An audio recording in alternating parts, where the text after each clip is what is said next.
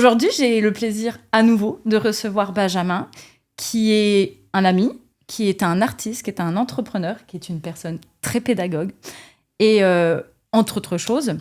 Et donc aujourd'hui, on va l'interviewer sur des sujets qui le touchent un peu plus personnellement. Benjamin, bonjour. Salut Julie. Comment tu te présenterais en quelques mots? Qui es-tu aujourd'hui pour les gens qui débarquent, pour savoir pour te connaître? Ouais, c'est une question complexe.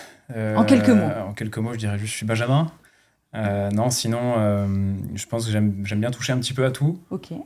J'essaie quand même de rester centré autour de mon art et de ce que je peux apporter autour de ça. Le côté artiste? Ouais, côté artistique, côté peut-être un petit peu, j'aime pas forcément le terme, mais développement personnel. Et puis entrepreneuriat, mais ouais, peut-être au sens large. Ok.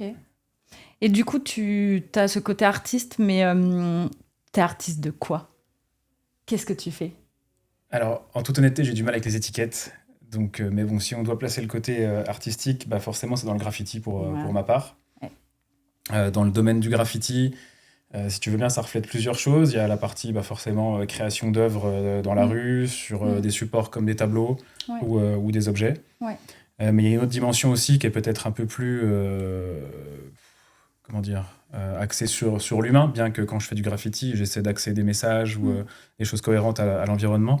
Mais je fais beaucoup de formations, que ce soit pour des professeurs qui veulent enseigner à des élèves, ou des formations pour animateurs qui veulent animer des animations graffiti. Okay. Mais la plupart du temps, c'est surtout des animations, des petites interventions avec les jeunes pour leur apprendre les techniques du graffiti, l'histoire, les différents mouvements, toutes les techniques, mais aussi comprendre l'impact que ça peut avoir sur la société, l'impact des mots sur le cerveau, des couleurs, comment ça peut changer un environnement. Et ça, c'est à mon sens super important. Tu nous en diras un peu plus tout à l'heure là-dessus. Et trop puis cool. Le reste, de la vente, comme j'ai dit. Oui, t'es un peu un couteau suisse en fait, Benjamin, toi. Voilà. Et du coup, le graffiti, généralement, on l'associe quand même à quelque chose du vandalisme, tout ça. Toi, t'as une approche qui est bien différente du graphe. Comment comment est née ta démarche artistique et comment elle a évolué avec le temps et comment tu arrives à enlever cette image du vandale avec le graphe? Alors en fait, c'est relativement plus complexe que ça. Pour moi, le graffiti, il a plusieurs dimensions, plusieurs prismes en fait, si tu veux bien. Nous, comme on l'utilise en Europe, par exemple, il va y avoir une partie vandalisme, forcément, où on va essayer de ne pas payer nos sprays, d'aller taguer dans les rues nos noms, nos blazes ou ce qu'on veut, tu vois. Beaucoup de personnes le perçoivent comme ça, en fait, sur le graffin aujourd'hui. Hein. Enfin, peut-être que ça se démocratise un peu plus aujourd'hui, mais moi, par exemple, je parle à mes grands-parents, je parle du graphe, on va dire c'est un petit voyou, celui-ci. Oui, voilà, il y a une grosse connotation dans ce sens-là. Après, ça se développe, comme tu le dis, parce qu'il y a de plus en plus d'animations ou de fresques sur commande pour des privés ou des entreprises. Trop bien. Donc ça, c'est un autre pôle qui se développe. Mais à mon sens, le vandalisme, comme on l'entend, il est pertinent, pas dans l'idée de vandaliser pour vandaliser, mais d'avoir un sujet de libre expression. Ouais. Parce que tu vois bien, par exemple, lors de mon dernier voyage en Inde, là, c'était très symbolique, par exemple, il y avait des pochoirs où c'était une jeune fille qui était dessinée avec son doudou. Et il y avait marqué un hashtag, c'était #MissingGirl. Parce que si tu veux bien, là-bas, il y a énormément d'enlèvements de jeunes enfants. Et là, le graffiti n'est pas forcément toléré, tu vois, mais c'est du, entre guillemets, vandalisme qui va aider la société. Ouais, voilà, ça va apporter un impact fort, en fait. Complètement. Et dans ce cadre-là, pour moi, le vandalisme, entre guillemets, encore une fois, il est super important dans notre société. Mais il faut le faire, à mon sens, de manière assez intelligente pour que c'est un vrai impact. Parce qu'aujourd'hui, par exemple, on se balade dans une rue, on ne va pas forcément voir... on va pas forcément faire la distinction entre quelque chose qui a du sens et quelque chose qui est juste là pour l'ego trip. Okay. Et donc, pour revenir à ta question où tu disais qu'est-ce qui a fait que ça a changé, si tu veux bien, moi, avant, je taguais par exemple PAL, c'était Peace and Love, tu vois, pensant à apporter la paix dans le monde. Mais je taguais ça sur des cabanes, sur des poteaux un peu partout en ville. C'était un signe de révolte ou pas? Je pense qu'on peut le prendre comme ça parce que j'avais envie d'apporter... Pour moi, la société ne me correspondait pas et j'avais envie de sortir de ce cadre-là et d'apporter quelque chose, mais en fait, je le faisais complètement mal. Et un jour, une maison de quartier m'a proposé de faire une activité graffiti pour les jeunes. Et si tu veux bien, à ce moment-là, j'ai capté que en fait, je connaissais rien du tout au graffiti. J'avais justement un tout petit prisme de qu'est-ce que c'était. Ouais. Et donc, je me suis renseigné sur comment ça se pratiquait dans le monde, pourquoi ils le faisaient de telle manière. Et ça m'a ouvert vraiment les yeux sur ça. Et j'ai eu envie après de continuer ça et de créer mon entreprise pour enseigner le graffiti de manière un peu plus concrète. Des messages un peu plus forts finalement aussi vis-à-vis du graphe et du graffiti. Je ne sais pas si je dis bien. Tu peux dire les deux. Ok. Et puis, du coup, qu'est-ce qui a déclenché en fait ce basculement finalement? C'est vraiment la maison de quartier qui t'a permis de t'élever comme ça? Clairement, tu vois, parce que j'ai eu forcément, comme tous les graffeurs, des soucis avec la justice. Ouais. Mais toi, ce qui est étonnant, c'est que... Important, les soucis avec la justice ou pas? Non, ça va. Okay. J'ai quand même évité la prison, j'ai évité quand même les amendes. Je me suis pas fait attraper pour tout, donc j'ai eu beaucoup de chance. Et si tu veux bien, ce qui était, malgré la garde à vue, les perquisitions et tout ce qu'elle est avec, ce schéma-là, moi, m'a donné plus envie de faire encore de vandalisme derrière, plutôt que d'aller dans le bon sens. Et c'est quand vraiment on m'a donné une responsabilité vis-à-vis de la jeunesse que je me suis dit, waouh, en fait, ça a travaillé chez moi, tu vois. Je me suis dit, là, il y a quelque chose à faire déjà pour moi et pour la jeunesse, quoi. Ouais, c'est comme... T'as voulu, comment on dit, faire de la prévention auprès des jeunes aussi par rapport à ça, parce que vis-à-vis de ton vécu ou Alors, il y a une partie prévention, mais c'est pas la partie prévention, elle va vraiment plaire aux écoles ou aux structures parce que ça apporte un cadre aux jeunes et c'est important d'apporter un cadre. Mais je suis plus dans l'idée d'apporter un esprit critique par rapport à ce qu'eux peuvent voir, même ce que moi je peux leur apporter, tu vois, qu'ils aient vraiment à chaque fois leur propre regard sur la situation. Ça me paraît plus important que de toujours, moi, apporter un cadre. Ok, puis du coup, dans ce que tu graves généralement, est-ce que tu as des messages particuliers que tu aimes graffer ou à l'époque, c'était le Peace and Love que tu disais. Ouais. Aujourd'hui, tu fais un des trucs un peu plus... quel est ce que tu préfères graffer finalement? Alors, je suis un peu passé partout. Hein. J'ai fait des portraits, j'ai fait des lettrages. J'ai touché un petit peu à tout ce qui se faisait dans le graphe. Aujourd'hui, je suis revenu sur quelque chose de beaucoup plus brut, un petit peu à l'époque où j'ai commencé à faire simplement des tags. Donc aujourd'hui, j'éclate mes bombes avec un couteau, où je prends des grosses bombes pour faire des grands aplats de couleurs, et c'est surtout un mélange entre de l'abstrait, donc des formes qui bougent comme ça, et une superposition de mots-clés. Ouais. Et si tu veux bien, mes fresques, elles vont souvent être en rapport avec un thème. Ouais. La dernière fois, c'était Ordo Ab Chaos, par exemple. J'ai travaillé un sujet sur l'ordre et le chaos. Ouais. Là, c'était sur Bitcoin. Enfin, voilà, je peux aborder plein de thèmes différents. Et l'idée, c'est que la toile ou la fresque va comporter plein de mots-clés. Donc, les gens ont un peu un tableau à deux lectures. De loin, on voit des formes colorées. Et de près, on peut découvrir des mots-clés pour découvrir un petit peu l'histoire. Un message secret, quoi, voilà. En fait, qui est trop cool. Et du coup, ça a énormément de symbolique pour toi, tout ça? Oui, il y a beaucoup de symbolique dans le sens, déjà le côté par exemple écologique, tu vois, j'essaie de bosser de plus en plus avec des bombes à base d'eau, ce qui est déjà moins impactant pour la planète, mais aussi pour ma santé, même pour les jeunes quand je fais des activités, donc c'est forcément un peu plus cher, mais ça me paraît important. Le fait que moi je travaille mes châssis en menuiserie chez mon oncle, tu vois, donc je bosse mon bois, je vais chercher mon bois dans les scieries locales, la toile pareil, je l'achète en France ou au plus loin en Belgique, que je vais monter moi-même. Ouais, j'essaie vraiment d'apporter ça. Et puis de pas trop surcréer, avoir plein de toiles à vendre, où je suis très limité, genre 5 à 6 toiles par année, par exemple. Donc la symbolique, elle est déjà sur le côté écologique. Ouais. Après, il y a une autre symbolique. Moi, j'aime bien des fois bosser sur le nombre d'or. Donc, par exemple, mes châssis, ils sont travaillés au nombre d'or. Et du coup, dans tes couleurs, moi, j'ai lu du coup ce que tu m'as un peu envoyé et tout, et on appelle ça des Indian colors du coup. C'est quoi? Alors en fait, j'ai fait une série sur le thème Indian Color. Si tu veux bien, c'est quand je suis parti encore une fois en Inde, j'ai été ultra impacté par la couleur. Tu vois, que tu sois dans les grandes villes ou que tu sois dans les tribus les paumées. Couleurs en Inde, c'est un truc de fou. Tout le monde en a, ouais. Et il y a une joie de vivre, les gens sont souriants malgré la difficulté, il y a quelque chose d'assez fort. Et là où ça a été le plus percutant, c'est quand je suis revenu et je me suis rendu compte qu'ici, tout était gris. C'est le pouvoir de la couleur. Enfin, on le voit bien avec l'évolution, même dans nos années. Enfin, design, les années 70, les tapisseries, les canapés, on était sur de la couleur. Aujourd'hui, il faut que ça soit beige, gris, tout clean, tout...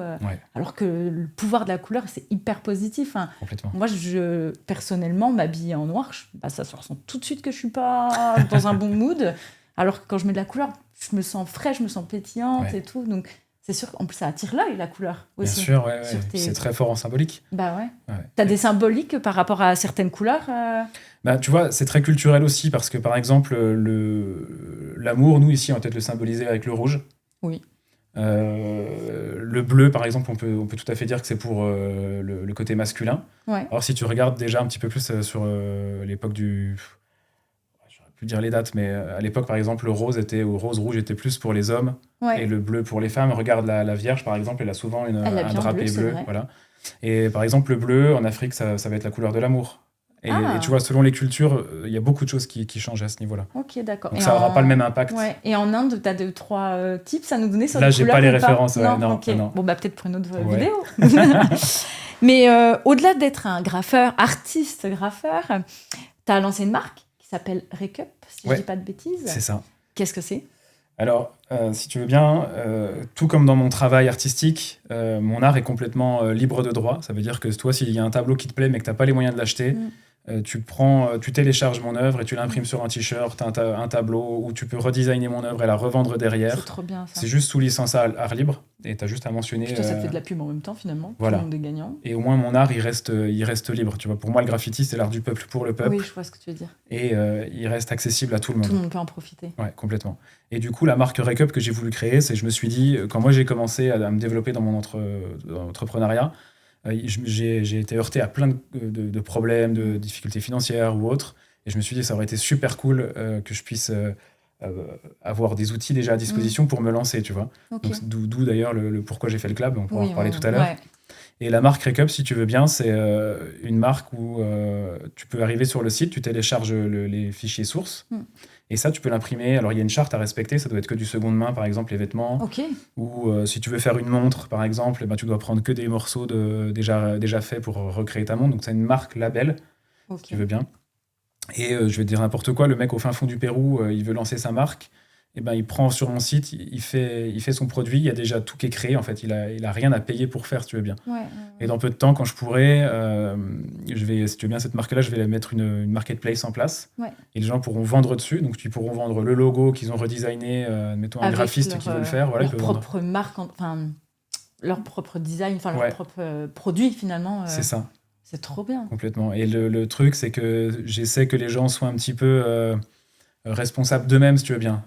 Toi, si admettons il y a des extrémistes qui viennent utiliser la marque, c'est la communauté qui va le signaler et on va essayer de bannir ça, si tu veux bien. Mais l'idée, c'est de rester complètement libre. Oui, ça parle encore du peuple, finalement. C'est pour les gens de tous les jours. C'est peut-être pas de tous les jours, c'est pas le mot, mais... C'est pour vraiment n'importe qui. À mon sens, tu vois, l'art libre, pour moi... Une personne qui a envie. Ouais, c'est ça. Ouais. C'est pour limiter, c'est pour créer un développement, mais pas pour être dans le surdéveloppement des choses. Bien sûr. Mais c'est pour pouvoir éviter, quand on veut développer quelque chose, d'avoir tout le temps ces barrières, ces frictions qu'on a dans chaque développement de projet, tu vois.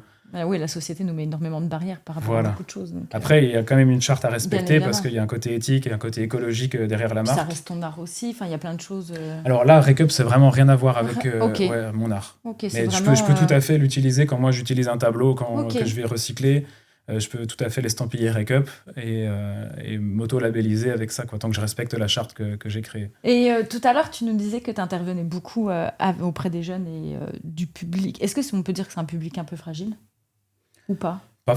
Oui et non, dans le sens où je suis allé dans des écoles diverses et variées, dans des maisons de quartier diverses et variées aussi, et forcément j'ai eu des publics, des enfants soi-disant en difficulté par rapport au système scolaire ou dans certaines branches. Et en tout cas, moi, ce que j'ai pu relever par expérience, c'est que en fait, c'est des jeunes qui ont une force incroyable. Et je pense qu'ils sont très impactés par la manière dont on les regarde, dont on les conditionne. Tu vois, on peut reparler de l'effet Pygmalion, par exemple, du conditionnement qu'on peut créer chez les jeunes. Mais tu as cet effet de société, stéréotype, tout ça aussi qui rentre... c'est très fort. Ouais. Et franchement, en tout cas, pour ma part, j'ai toujours vécu des moments incroyables avec ces jeunes-là. Peut-être parce que moi, j'ai eu un parcours scolaire un peu chaotique et j'aimerais que les jeunes qui sont un petit peu dans la même galère que moi j'ai pu être aient les outils que moi j'ai aujourd'hui, tu vois, pour pouvoir me développer. Et en tout cas, j'ai la sensation que ça a son impact. Et du coup, tu lis graffiti avec développement personnel dans tes ateliers aussi ? Ouais, complètement. Si tu veux bien, je me suis fait former en leadership, en programmation neurolinguistique, et là, je me reforme actuellement en neurosciences. Oui. Ça peut paraître complètement détaché de prime abord, mais si tu veux bien, pour moi, le graffiti, c'est de la communication pure et dure dans la rue, tu vois, au même titre que le marketing, où on va vous mettre des panneaux énormes avec un slogan. On est en train de communiquer. Oui, voilà. Totalement. Et si tu veux bien, pour moi, le graffiti, là, comme je disais tout à l'heure, il a une certaine responsabilité dans la société. Il peut se pratiquer de manière légale, mais aussi de manière illégale quand il y a besoin. Admettons, on tombe dans une dictature. Ouais. Et si tu veux bien, c'est apprendre à... Vu qu'on a un impact sur la société à travers le graphe, parce qu'on va conditionner, admettons, prendre un schéma basique, si la rue, elle est toute taguée en noir, rouge, et c'est glauque... on ne va pas se sentir à l'aise dans cette rue, par exemple. Voilà, totalement. C'est un gros cliché, mais c'est le cas. Si tu fais des petits nuages, des petits cœurs roses, tout de suite, tu vas te sentir peut-être plus à l'aise et ça va peut-être pas créer le même environnement. C'est comme les graphes à New York. Quand tu passes, moi, j'ai en photo Audrey Hepburn, c'est mon graphe préféré de New York, quoi. Et c'est impressionnant à voir et on se dit, waouh, c'est super beau, c'est incroyable. Mais en effet, quand on passe dans une rue un peu plus glauque et qu'on voit ce genre de graphe, on se dit, c'est une rue qui n'est pas fréquentable, quoi. Ouais. Alors que finalement, peut-être pas. Oui, c'est ça. Mais ça va créer un contexte, le cerveau va vite faire des assimilations et ça va pas forcément être évident. D'où l'importance, en fait, si tu veux bien, En fait, je prends le graffiti comme accroche chez les jeunes.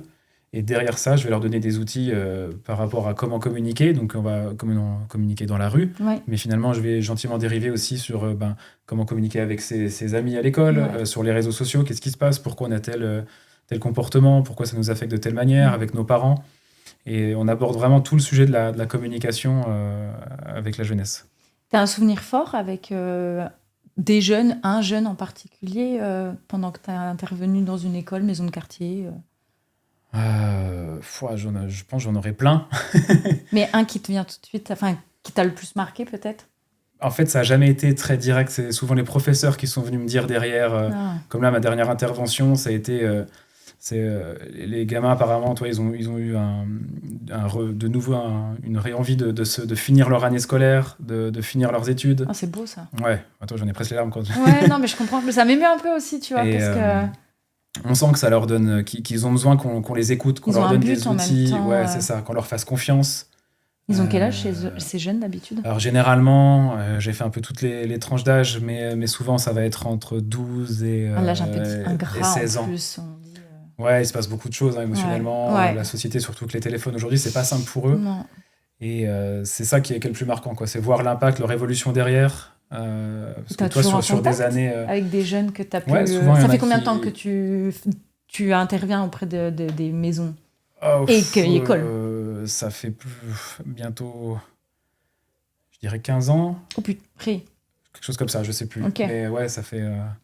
Et du coup, tu as toujours des contacts avec ces personnes que tu as pu voir, par exemple, il y a 15 ans ou Certains, il y en a que je recroise. Et l'évolution, elle est présente? Ouais, je trouve. En tout cas, j'ai déjà eu des retours des jeunes qui ont dit que ça leur avait fait du bien, qu'ils ont... Même d'autres qui ont... Tu vois, le fait que j'ai eu un parcours un petit peu chaotique, que ce soit dans l'illégalité... Alors, imaginons scolaire. Là, on va parler scolaire, comme on est dans le monde du scolaire. C'est quoi ton parcours scolaire? Tu dis que tu as eu un parcours difficile. Alors, scolaire, c'est que j'ai toujours eu du mal avec l'école, tout simplement. Le fait de rester assis à une table, c'était très compliqué pour moi. J'étais très, très mauvais à l'école. Donc, des mauvaises notes tout le temps, catalogué comme quelqu'un qui n'y arrive pas. Le cancre. Voilà.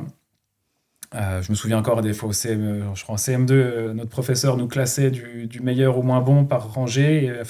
C'est dans la horrible classe de faire ça. Et encore par rangée. Pour la confiance en soi, mais c'est terrible.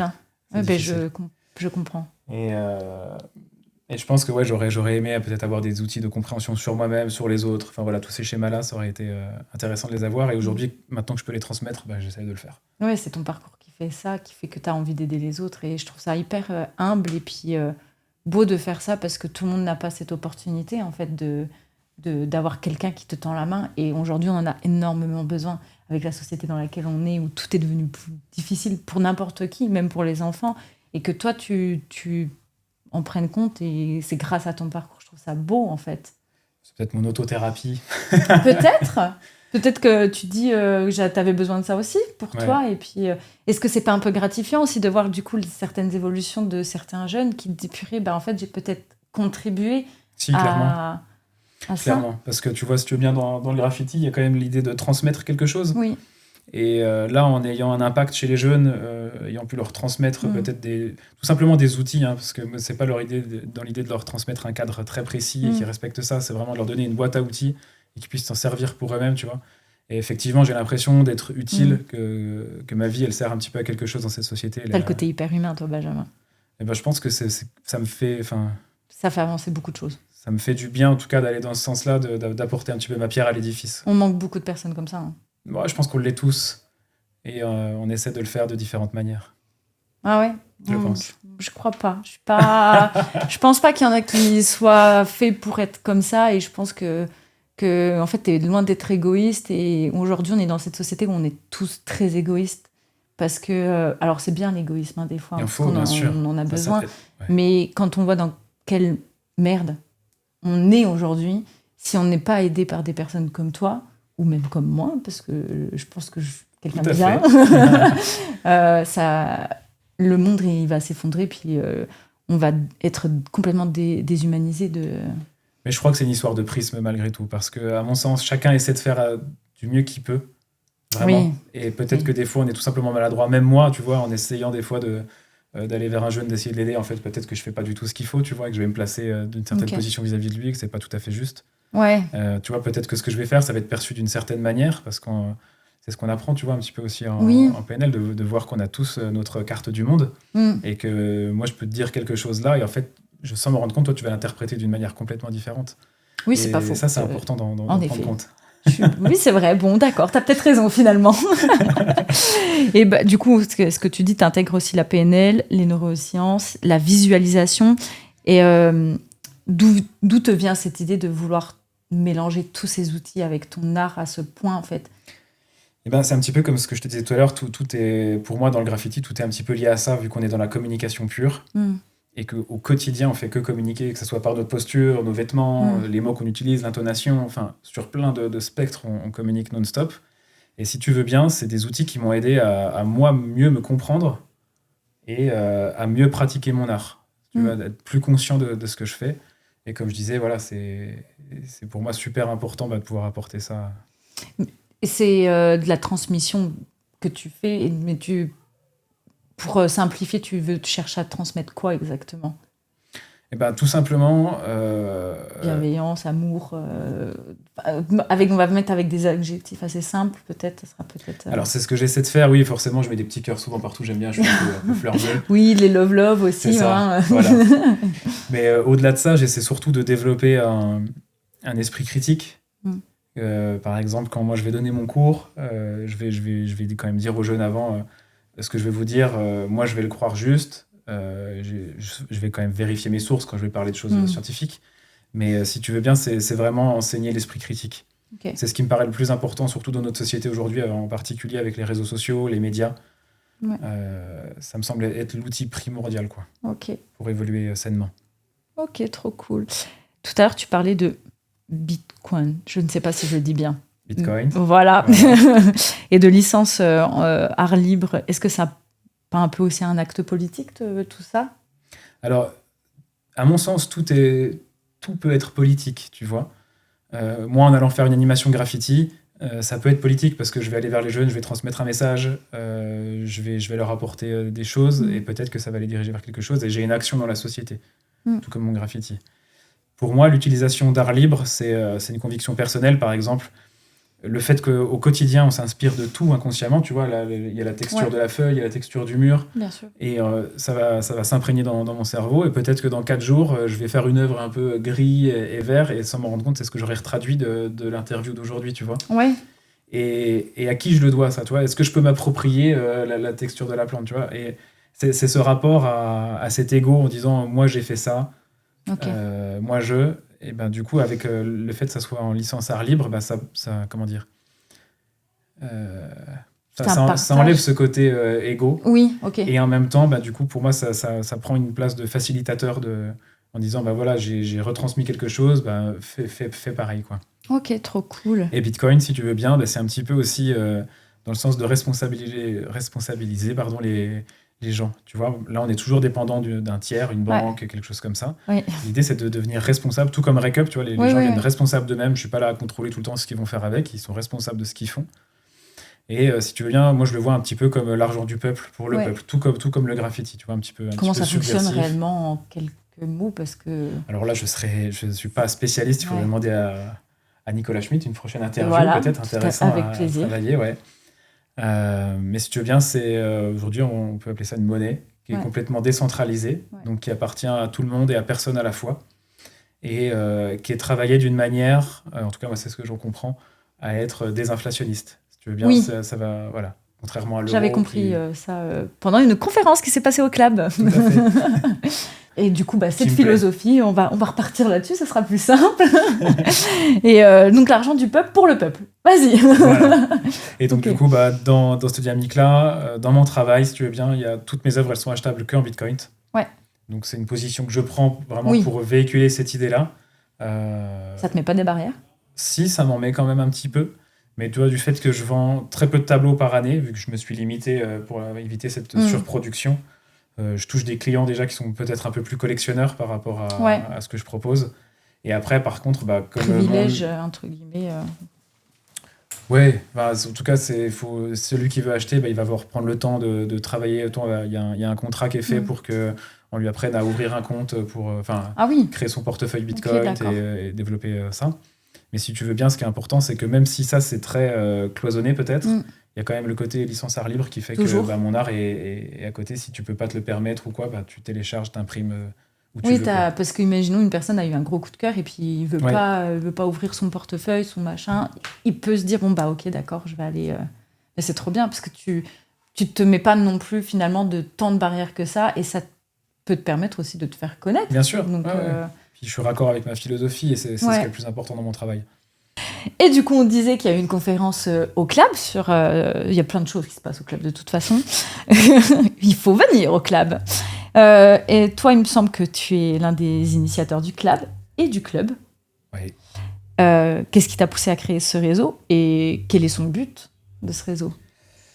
Alors, si tu veux bien, ça a commencé quand je suis arrivé en Suisse. J'avais déjà créé des ateliers d'art avec quelqu'un. Et puis, tout comme pour l'école, là où j'ai eu des difficultés, j'aurais aimé qu'on me donne des outils. Et bien là, dans le monde entrepreneurial, c'était la même chose.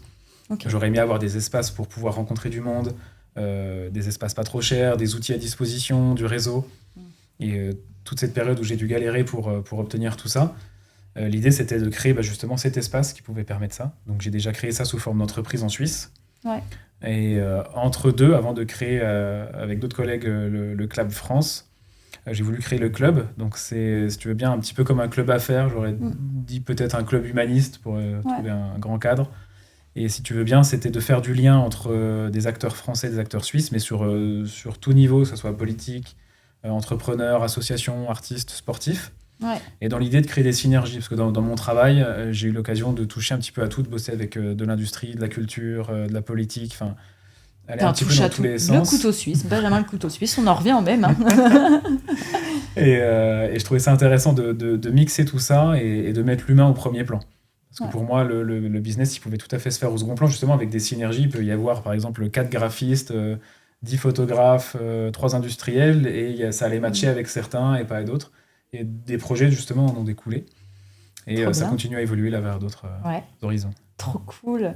Et du coup, aujourd'hui, est-ce qu'on peut parler vite fait un peu du club en même temps ? Bien sûr. Le club, maintenant, il y a un toit, littéralement. Et qu'est-ce que tu aimerais... comment nous expliquer l'endroit, le club, comment tu le définis aujourd'hui ? Alors, le club, si tu veux bien, pour schématiser, c'est un espace partagé où dedans, tu vas retrouver des outils, du réseau. Ce que tu n'avais pas. Et des espaces, voilà. Ce qui fait que n'importe qui de l'extérieur peut arriver, proposer un projet, se développer ou venir simplement boire un café, venir voir un concert, faire un podcast, faire une exposition, développer son activité. Enfin, voilà, c'est vraiment un outil qui est fait pour que les gens se développent. Ouais, c'est pas une structure juridique, comme tu l'as dit, mais c'est plutôt un engagement moral. C'est une... Alors, le côté, le côté juridique dont tu parles, c'était par exemple le club. Là, il n'avait pas de structure juridique. On n'avait pas posé l'association ni en France ni en Suisse. Et aujourd'hui, le club en a un. Voilà, donc on l'a greffé à l'association Club France. Okay. Et puis, le Club France, par contre, est vraiment une association. Quoi. Ouais, ok. Voilà. Et je sais, ça je le savais, que tu étais un ambassadeur de la route de l'absinthe. Oui. Finalement, Benjamin, il a plusieurs casquettes. Entre Pontarlier, du coup, et le Val de Travers en Suisse. C'est ça. Et pourquoi ce patrimoine, il est si cher à tes yeux ? Enfin, il est finalement... si tu veux, ce qui a été intéressant, c'est que dans mon domaine artistique, forcément, je me suis mêlé à tout ce qui était culturel dans ma région, que ce soit les Bourbakis, que ce soit l'absinthe. Bourbaki 2024 ? Par exemple. Et quand on regarde, Pontarlier, c'est la capitale mondiale de l'absinthe. Le Val de Travers, le berceau de l'absinthe. Donc, on baigne dans l'absinthe. Ouais, ah bah ça. Et ce que j'ai bien aimé dans cette histoire de l'absinthe, c'est qu'il y a un côté un peu subversif, un peu illégal. Il y a eu cette période avec l'illégalité. Et pour moi, ça fait un petit peu sens avec le graffiti, tu vois. Tout est lié finalement. Voilà, le côté créatif avec la fée verte et tout cet univers, j'ai trouvé ça super intéressant. Ça m'a permis aussi de bosser avec des entreprises, de faire des tableaux, de bosser avec les amis du musée de Pontarlier qui sont très actifs aussi sur ce secteur-là, la maison de l'absinthe. On a fait pas mal de petits projets et puis c'est ce qui a amené à ça. Est-ce que ça effacerait pas un peu les frontières entre la France et la Suisse ? J'aime bien le côté effacé, mais finalement je crois que je préfère l'idée de créer des ponts. Parce que pour moi c'est super important de... On a souvent envie de se dire on va gommer les frontières, tu vois. Oui, non, plutôt créer un lien, finalement. Ouais, parce que c'est important, à mon sens, de préserver les frontières dans le sens culturel. Attention. Oui, bien sûr. Parce qu'il y a vraiment toute cette identité, cette histoire. Et en créant des ponts, on garde la source et on partage, quoi. Ok. Et du coup, tu es aussi très impliqué du coup, dans la vie citoyenne. C'est ce qu'on disait avec les missions de quartier, les actions locales. Et pour toi, qu'est-ce que ça t'apporte à toi à titre personnel ? C'est une question qu'on me pose souvent en me disant tu fais beaucoup de bénévolat, d'associatif. Est-ce que tu as un intérêt financier derrière ? Alors, pas du tout. Le seul intérêt personnel que je peux avoir, je pense, c'est parce que ça donne du sens à ma vie, tu vois. Okay. De peut-être me sentir utile dans la société, le fait que j'apporte quelque chose, que ça fait du bien, tu vois, et que moi, finalement, ça me coûte pas quoi d'offrir une toile, des bombes, 2 journées de ma vie sur un événement. Et quand je vois le résultat, ce que ça peut apporter, tu vois, quand je vends une toile aux enchères pour le cancer du sein, ou dans une école, ou pour une asso qui a besoin pour des enfants. Voilà. Moi, c'est quelque chose qui me porte, en fait, dans la vie, tout simplement. T'es plus que l'ambassadeur de l'absinthe, t'es l'ambassadeur des jeunes aussi, finalement. Il n'y a pas de pins pour ça. Oh, mais on va t'en faire un. Oh non. Et tu as connu, du coup, des hauts et des bas. Oui, tout à fait. Moi, je sais que tu as connu aussi un peu la rue. Est-ce que tu veux nous en parler un peu de ce... Qu'est-ce que ces épreuves, déjà, ça t'a appris, puis et comment t'en es arrivé là ? Ok. Je suis OK d'en parler. Ouais. C'est la première fois que je pense que je vais en parler publiquement. En fait, j'ai pas été à la rue. Si tu veux bien, dans mon parcours professionnel, vu que j'ai été souvent médiatisé, on a souvent cru que je gagnais beaucoup d'argent, que tout se passait super bien. Moi, j'ai monté ma première entreprise, je devais avoir 20-21 ans en France. Ça a duré 2 ans. Après, je suis parti en Suisse, donc j'avais un peu de capital. J'ai pu lancer mon entreprise là-bas. Et puis, petit à petit, j'ai été confronté à plein de problèmes d'entrepreneurs, plein d'erreurs que j'ai faites, mal facturé mon taux horaire, des assurances trop chères. Je pense aussi, quand on se lance comme ça, on est un peu dans le flou. Hein. Ouais, c'est pas simple. Peut-être qu'on n'écoute pas trop aussi quand on est jeune. Oui, bon, ok, d'accord, c'est vrai. On en fait un peu ce qu'on a envie d'en faire, en fait. Exactement. Et puis, le cumul de toutes ces erreurs-là m'a amené à plusieurs faillites personnelles. Il faut savoir qu'en Suisse, l'assurance maladie, par exemple, si tu n'es pas en capacité de la payer, ils peuvent te mettre en faillite personnelle. Okay. C'est ce qui s'est passé pour moi. Ouais. Donc, tu as saisie, tribunal, huissier et tout ce qui vont avec. Okay. Et il y a eu une période, quand j'ai inauguré le club suisse, à l'époque, en fait, je squattais dans un appartement illégalement. Okay. Donc j'étais branché sur les communs, je me douchais à la frontale, je cuisinais dans un coin avec un réchaud tout pourri. Donc voilà, c'était pas une période simple, mais malgré tout, c'était... parce que personne ne le savait, si tu veux bien. Pourquoi tu voulais pas en parler ou... Déjà, il y avait... je pense qu'il y a le côté égo, tu vois, tu te dis... tu passes à la télé, t'es médiatisé, et en même temps, c'est compliqué de dire hey, les gars, je suis dans la merde. Ouais, mais tes proches, ils le savent. Les très proches l'ont su peu de temps après. Ah oui, quand même. Mais pas tout de suite. Et pourquoi t'as pas appelé à l'aide ? Parce que j'en ressentais pas le besoin. Ok. Tu vois, je me débrouillais comme je pouvais et ça me convenait. Okay. Après, ça m'a appris... ce qui est intéressant avec ces périodes-là, comme toute personne, moi, ce que j'ai vécu, c'est rien du tout. Il y en a qui dorment vraiment dehors, il y en a qui ont vécu des faillites énormes. Oui, bien sûr, mais bon, c'est chacun à notre échelle aussi. Oui, bien sûr. Donc, mais ça a été très formateur pour moi parce que tu comprends les mécanismes, par exemple en communication, tu vois, on y revient sur comment fonctionnent les huissiers, les coups de pression au niveau enfin, sur plein de choses. Et en fait, on se rend compte qu'on a des marges de manœuvre qui sont beaucoup plus grandes que ce qu'on peut imaginer. Ok. Et puis on apprend à prendre sur soi, à relativiser aussi les choses, tu vois, et à avancer de manière différente, quoi. Ouais, toi, ça t'a appris tout ça finalement. Enfin, est-ce que tu as pris plus de recul par rapport à certaines choses? Est-ce que tu as grandi avec cette période aussi? Ça t'a permis de t'élever quelque part? Eh ben, en fait, je pense qu'il y a deux plans. Il y a un premier plan où je pense que ça m'a quand même, malgré tout, mentalement un peu cassé. Tu vois, j'ai quand même monté plein de projets qui ont échoué, d'autres qui ont bien réussi aussi. T'as des séquelles de ça aujourd'hui, tu penses? Je Comme pense des que- traumas? Pas des traumas, mais je pense que des fois, je peux me démotiver sur quelque chose en me disant, allez, ça va recommencer. Ok. Mais malgré tout, je garde cette force en me disant, mais en fait, il faut expérimenter. Tu t'es déjà planté, tu peux recommencer. T'as pas peur de l'échec? Non, clairement pas. Maintenant, je pense que j'en ai assez eu. Ouais. Oui, bah, ça fait partie de la vie, les échecs. Ouais, hein. c'est ça, c'est On en constructif. apprend hein, finalement. hein. Et bah, tu vois, c'est du coup l'essence un petit peu du club aussi, Cultural Laboratory, un laboratoire culturel. Ouais. Et dans l'idée de laboratoire, il y a le fait d'expérimenter, d'échouer, donc de recommencer, et de s'entourer de gens qui sont bienveillants. Parce C'est que pas grave si on échoue. Ouais, c'est ça. Et puis le cadre est important, tu vois, on est vite souvent catalogué, jugé, parce que tu vas être dans un moment difficile, un échec. Ouais. Et oui, le ça, fait c'est d'être sûr. entouré, bah, comme là au club, avec des gens qui croient en essayent toi, aussi, enfin, qui partagent, qui vivent les mêmes choses, et ben c'est rassurant, et tu as envie de continuer, tu vois, tu as envie de te dépasser, de réussir. Oui, et puis d'aller au bout on des se dit choses. qu'on n'est pas tout seul, et C'est c'est ça. parce que c'est jamais simple quand tu as un échec, et surtout, en fait, on y a une part de honte, quelque part, Ouais, oui, c'est vrai. quand on échoue comme ça. Oui, bah, C'est vrai.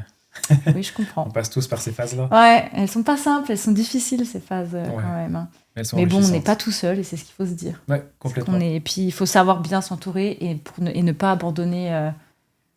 Même si ça n'a pas fonctionné sur une certaine chose, c'est pas grave, on fera mieux après. Il Ouais. faut surtout pas abandonner. C'est le principal, finalement. Ouais, je pense que persévérer, c'est important. Ouais. Et du coup, bah, tu as su transformer les obstacles, finalement, en opportunités. Ouais, je pense on peut le dire comme ça. En tout cas, ça a réveillé des forces, et puis ça permet d'avancer. Tu as un de exemple prendre d'échec, entre guillemets, qui t'a permis de créer une porte sur une opportunité? Eh ben, tu vois, je pense que les échecs, ils t'apprennent beaucoup sur toi-même. C'est-à-dire qu'avant, j'avais, par exemple, à un moment donné où c'était compliqué, je me suis rendu compte que j'avais, je crois, plus de 12 projets en cours différents, entre associations dans lesquelles je m'investissais, projets de marque, projets de graphe, projets immobiliers, projets marketing. C'est beaucoup pour une seule personne, hein, des fois. Ouais. hein. Et je pense qu'en fait, je m'éparpillais dans plein de choses, Ouais. ce qui fait que j'ai pas abouti énormément de projets. Ok. Des idées qui sont quand même cool, qui me tenaient Bah à oui, cœur, oui, mais oui. finalement que j'ai pas pu aboutir parce que je me suis complètement dispersé. Et ces erreurs-là m'ont permis finalement d'apprendre à me connaître en me disant, mais mec, recentre un peu parce que tu fais rien, tu fais tout et rien en même temps. Peut-être un par un, on va commencer comme Ouais, ça. voilà. Donc là, j'ai réduit à 3 projets. C'est bien. Et je me rends compte que j'avance beaucoup mieux comme ça, quoi. Et Ok. tu vois, donc c'est vraiment un travail sur soi qui se fait et qui est plutôt cool. Et du coup, tout à l'heure, moi, comme je sais, tu es Bourbaki d'honneur en 2024. Qu'est-ce qu'un Bourbaki, déjà? Enfin, parce que je pense qu'il y a des personnes... Oui, oui, c'est parce que j'en reviens à ça. Là, tout à l'heure, on en parlait. Alors, si tu veux bien, c'est l'armée française qui a été repoussée par la Prusse en 1871. Et cette armée-là a été repoussée jusque derrière la frontière suisse. Ils sont allés se protéger là-bas. Et ces Bourbaki, justement, ils ont été dans une période très compliquée. Enfin, il neigeait. Je pense qu'il n'y avait pas loin d'un mètre de neige. Ils étaient dans des habits qui n'étaient vraiment pas adaptés. Ouais, non. Et si tu veux bien, le rapport au Bourbaki, là, moi je trouve ça rigolo dans le sens où moi je suis français résident suisse, tu vois, donc j'ai fait un peu le même parcours qu'eux. Oui, finalement, c'est vrai. Quoique des fois. Ouais, c'est jamais. Hein. Et du coup, quand je suis arrivé en Suisse, la commune, l'association Bourbaki m'a beaucoup sollicité pour travailler des fresques, des projets avec eux. La Cluse-et-Mijoux. La Cluse-et-Mijoux, la fresque à la Cluse-et-Mijoux, par exemple. Pour ceux qui passent devant la Cluse-et-Mijoux, c'est Benjamin la fresque. Et si tu veux bien, le fait d'avoir beaucoup travaillé avec eux, ils m'ont nommé Bourbaki d'honneur, donc avec une liste d'autres personnes qui sont aussi Bourbaki d'honneur. Enfin voilà, c'est un titre parmi d'autres, ça n'a rien de... Mais est-ce que... comment tu le vois, toi, tout ça, en fait, par rapport à la reconnaissance? Parce que ça reste des symboles forts entre ambassadeurs de l'absinthe, Bourbaki d'honneur 2024. Enfin... C'est quand même des beaux titres. Je ne sais pas si c'est le mot exact, puis je pense que tu ne l'accepteras pas comme ça, te connaissant un petit peu. Mais tu le vis comment? Parce que tout le monde n'a pas cette chance-là. Bah, c'est que des étiquettes, et puis c'est des toutes petites choses, tu vois, c'est juste ça à titre symbolique. C'est pas ça qui va remplir mon frigo. Mais bien sûr, mais le symbole, il est important quand même. Enfin, c'est des symboles forts, moi, je trouve. Bah, peut-être de l'extérieur, mais il n'y a rien de... Je pense que, tu vois, j'aurais une légion d'honneur pour je sais pas trop quoi. Enfin, je pense que c'est vraiment pas quelque chose, limite, j'accepterais pas. Enfin, ça ne sert à rien. Techniquement, ça ne sert à rien, tu vois. En fait, si tu veux bien, pour aller au fond de ma pensée, Oui. Je pense que c'est des choses qui vont nourrir l'ego. Ok. Oui, Et il y a une part de reconnaissance en même temps. Mais une reconnaissance pourquoi, tu vois? Parce que moi, ce que je fais, je le fais avec mon cœur, je le fais aligné avec ce que j'ai envie de faire, avec ce que je veux faire. C'est pour ça que tu as eu ces Et symboles. Peut-être pas, je sais pas. Tu vois, c'est pas l'important. En tout cas, pour moi, ça n'a pas de grosse importance. Non, clairement pas. Ok, donc c'est quelque chose, ok, tu les as, mais voilà. Oui, parce que pour moi, le plus important, c'est qu'est-ce que je fais et comment je le fais dans mon quotidien. Ouais. Rester aligné à mes valeurs et faire ce que j'ai à faire. Ok. Et du coup, si tu devais résumer en une phrase ton engagement auprès de Rekup, auprès de ton art dans le graphe, auprès de ces jeunes et auprès du club aussi, comment tu le résumerais, ton propre engagement? Mon propre engagement, je pense qu'il est malgré tout très personnel. Parce que j'essaie de vivre de ce qui m'anime moi, ce qui n'est pas toujours facile, de vivre. Il y en a plus son beaucoup art, qui le font. de choses comme ça. Et je le fais parce que ça me donne du sens, tu vois. Et l'effet secondaire à ça, c'est que peut-être ça apporte une plus-value à la société. Et c'est ça qui donne du coup du sens à ma vie et qui me donne l'envie de continuer dans cette dynamique. T'as des projets futurs par rapport à tout ça? Des projets futurs, pas spécialement. J'ai des petits projets là sympas qui vont arriver prochainement. Tu veux en parler ou plus tard? Non, ça sera la surprise. Ah là là, il est plein de mystères. C'est nul. Le prochain épisode. Et moi j'ai une question, si tu devrais donner un conseil à quelqu'un qui rentre pas dans les cases aujourd'hui pour faire ce qu'il a envie de faire, il y a quelque chose qui l'anime en lui. Qu'est-ce que tu lui dirais par rapport à ce que toi t'as peut-être vécu aussi, et parce que ça n'a pas dû être facile finalement on me dit oui, il vit de son art. En plus on me dit que l'image des artistes, on la connaît, hein. Ouais. Enfin, l'image, le stéréotype des artistes. Qu'est-ce que tu dirais à cette personne Je pense que je me permettrais de ne pas lui donner de conseils. Frère, à chaque fois, il veut pas donner de conseils, ce Benjamin. Non, dans le sens où il y a que lui qui peut savoir ce qu'il a à faire, tu vois. Et à part lui dire fais ce qui te semble juste, trompe-toi, réessaye, mais n'attends pas de conseils ou de retour des autres, fais. Yoda disait fais ou ne fais pas, il n'y a pas d'essai. Voilà. En résumé, Benjamin, t'as transformé la rue en galerie, finalement, avec... si, c'est vrai. Parce que les gens, finalement, je pense que ça a impacté. Moi, c'est rigolo parce que t'as fait un projet, tu sais, vers la boulangerie des Mousseaux. Oui. Moi, à chaque fois que je passe devant, j'ai les yeux comme ça parce qu'en fait, les couleurs, elles sont tellement impactantes et que ça... Tu dis, waouh, c'est vrai, la vie, elle est belle, quoi. Il y a du rose, il y a du jaune et c'est hyper solaire. Et du coup, t'as transformé la rue en galerie. Et aussi, le graffiti plus qu'en signe de vandale, entre guillemets. T'as transformé ça en message d'amour. C'est moi ce que je pense. Non. Et l'échec en force. Et ça, je trouve ça beau parce que je pense qu'il y a beaucoup de personnes qui ont besoin de l'entendre, que l'échec, ça fait pas ce qu'on est, finalement. C'est ce qui va en découdre après. Ça va être beau. Voilà. Merci pour ce retour. Je dis ce que je pense. T'as des choses à nous dire en plus? Qu'est-ce que tu voudrais rajouter ou... Non, je pense que je te remercie pour l'interview. Avec plaisir. Et puis j'invite les gens à aller voir sur mon site s'ils veulent plus d'infos, justement. Oui. Et voilà. Bien sûr.